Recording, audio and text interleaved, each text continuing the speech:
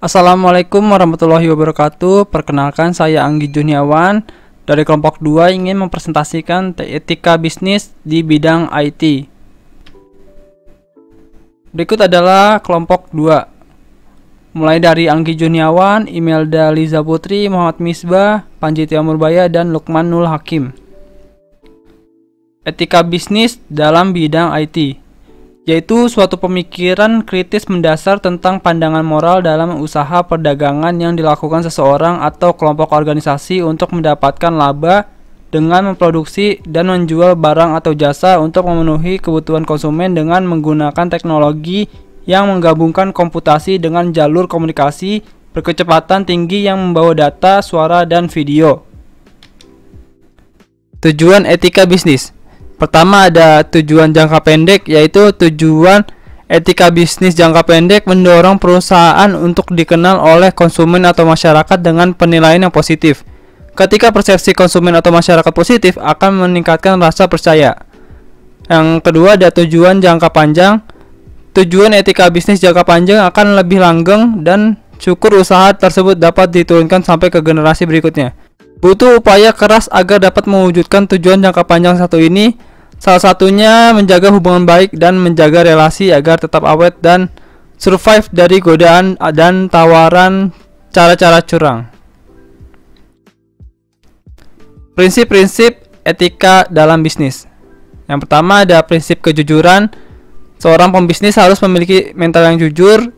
Tidak semua orang memiliki mental jujur seperti ini.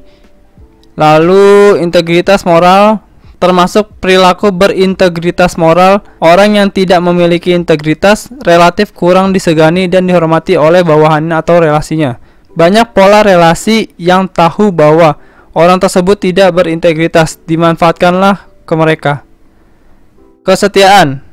Kesetiaan ternyata juga menjadi prinsip etika bisnis. Kesetiaan dalam hal ini merunut pada ketekunan dalam menjalankan sebuah bisnis.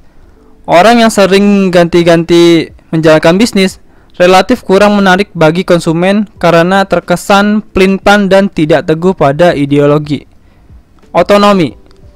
Prinsip yang tidak kalah penting adalah otonomi. Seorang pebisnis harus memiliki keberanian dan ketegasan dalam membuat keputusan, di mana pelaku bisnis harus yakin dengan keputusannya.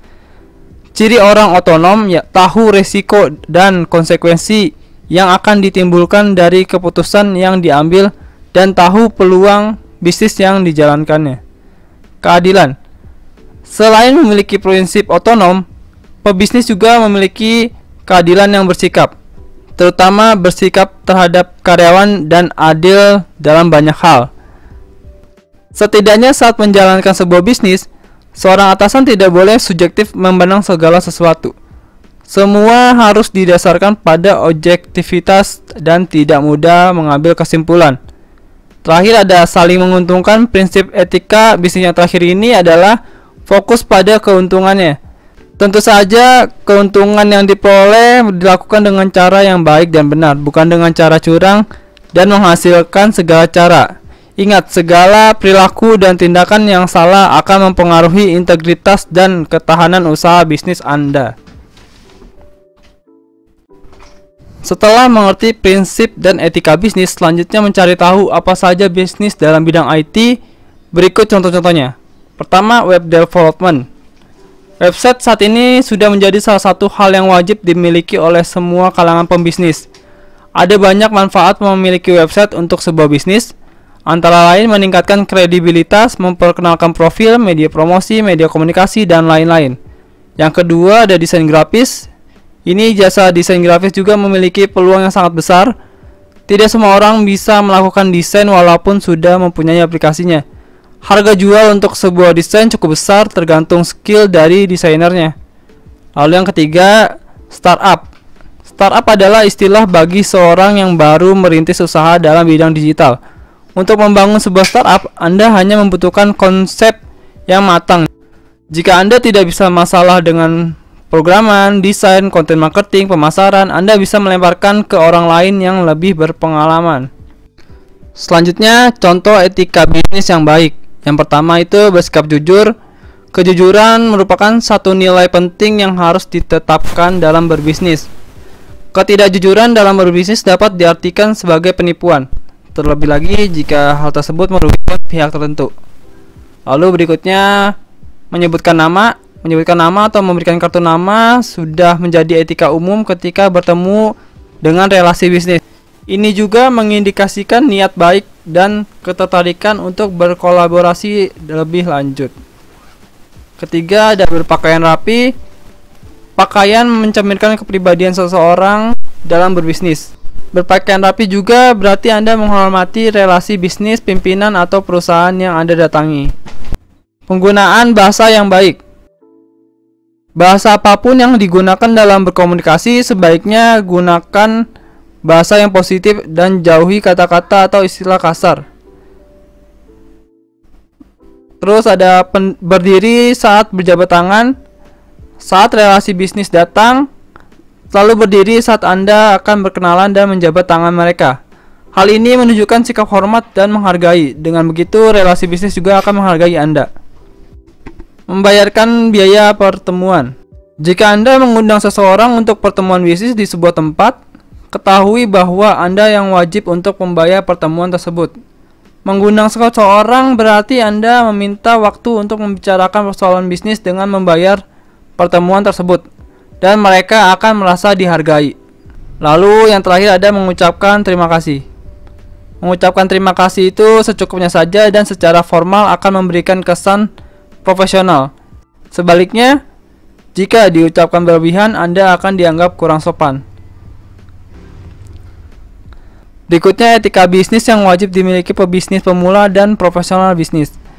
Pribadi yang jujur serta tidak berbohong, memiliki sikap dewasa dan tidak kekanak-kanakan, mematuhi etika dan aturan hukum yang berlaku sesuai undang-undang, memiliki inisiatif sebagai pebisnis untuk membuka dialog dengan pelanggan, menumbuhkan sikap saling percaya baik antar golongan pengusaha kaya kelas atas atau golongan pengusaha kelas bawah, dan lain-lain. Contoh pelanggaran etika bisnis. Yang pertama ada pelanggaran hukum, yaitu contohnya sebuah perusahaan yang melakukan PHK namun tidak memberikan pesangon sama sekali. Lalu kejujuran, yaitu perusahaan yang dapat dikatakan berhasil terhadap kejujuran agar mereka tidak memberikan harga yang sejujurnya kepada konsumen serta kualitas-kualitas dari barang yang ditawarkannya.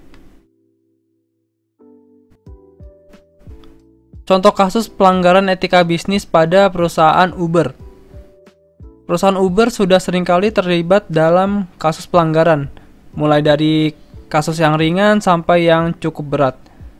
Contoh kasus pelanggaran etika bisnis yang dilakukan oleh perusahaan Uber ini cukup merusak brand image-nya di kalangan masyarakat, sebab mereka bahkan sempat dilarang beroperasi oleh pemerintah London. Kasus ini bermula ketika mantan karyawan Uber, yaitu Susan Fowler, menyatakan kepada publik bahwa perusahaan memiliki budaya pelecehan seksual yang begitu mendarah daging. Karena dugaan tersebut mencengangkan, maka Uber pun mengalami periode kesengsaraan dan membuatnya harus menyerahkan mayoritas pangsa pasarnya pada perusahaan lain, yaitu Lyft. Oke, sekian dari kelompok kami. Bila ada kekurangan mohon dimaafkan. Wassalamualaikum warahmatullahi wabarakatuh. Terima kasih.